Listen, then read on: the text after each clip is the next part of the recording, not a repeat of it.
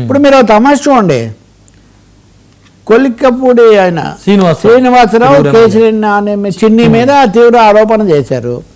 తీవ్ర ఆరోపణ చేస్తే అధ్యక్షుడు రమ్మని పిలిచాడు, రాష్ట్ర అధ్యక్షుడు చంద్రబాబు నాయుడు. అక్కడి నుంచి దుబాయ్ నుంచి మీరు పిలవకండి, నేను వచ్చి చూసుకుంటా అన్నారు.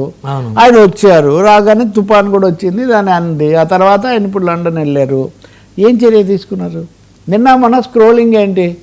చర్యలు తీసుకుని ఇద్దరమే చర్యలు తీసుకుంటాడు ముఖ్యమంత్రి. మీరు ఇద్దరి మీద చర్యలు తీసుకుంటాము, పార్టీ విషయాలు బయట పెడుతున్నారు అని, పార్టీ పరువు తీస్తున్నారని మీరు చర్య తీసుకుంటామంటున్నారు. కానీ ప్రజాప్రతినిధులు లంచాల గురించి ఒకరి మీద ఒకరు మీరు మాఫియా అంటూ ఉంటే దీన్ని నిజాలు తేల్చి ప్రజలకు చెప్పాల్సిన బాధ్యత మీరు తీసుకోవట్లేదు. ఇదేమన్నా తెలుగుదేశం అంతర్గత వ్యవహారం? పార్టీ పరువు గురించి ఆలోచిస్తారు. మీరు పార్టీ పరువు అంటున్నారు కానీ రాష్ట్రం పరువు, రాష్ట్రం బరువు అంటే దాని యొక్క ఖజానాకు పడుతున్న చిల్లులు, మాఫియాలు, వాటి గురించి ఎందుకు ఆలోచించట్లేదు?